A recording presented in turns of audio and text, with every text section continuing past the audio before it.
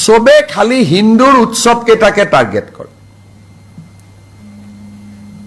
আপোনালোকে চাব, এইবোৰ মানুহে এদিনো বেলেগ উৎসৱৰ কথা নকব, অকল আমাৰ উৎসৱ কেইটাৰ পিছতে লাগে। সেইটোৱে মোৰ দুখ লাগে।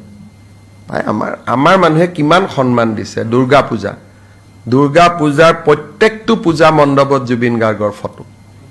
কালী পূজা প্ৰত্যেকটো পূজা মণ্ডপৰ সন্মুখত জুবিন গাৰ্গৰ ফটো। আমিয়ে জুবিনক সন্মান কৰি আছো, আকৌ আমাকে দবাই থাকে। এইটো কেনেকে হ'ব পাৰে? বোলে ধৰ্ম নাই, জাতি নাই। হাৰি, ই অসমীয়াও নাই, তাৰমানে ই অসমীয়াও নহয়, হিন্দুও নহয়, হ'ব পাৰে নেকি কওকচোন? এখন চিনেমাৰ, সেইটো কাঞ্চনজংঘাৰ বিষয়ে কৈছে। কাঞ্চনজংঘাৰ ধৰ্ম নাই, এইটো এটা শৃংগ হয়। কাঞ্চনজংঘা জাতি নাই, তেওঁ মুক্ত আকাশত আছে, গতিকে মই মুক্ত। কাঞ্চনজংঘাটোক গৈ পেলাই জুবিন গাৰ্গ বনাই দিলে। সেইটো কাঞ্চনজংঘাৰহে কথা কৈছে। গতিকে এই কথাবিলাক আমি ইমান দিন কোৱা নাছিলো, এতিয়া লাহে লাহে ক'ব লাগিব, নহ'লে সমাজখন বেলেগ লাইনত গুচি যাব নহয়।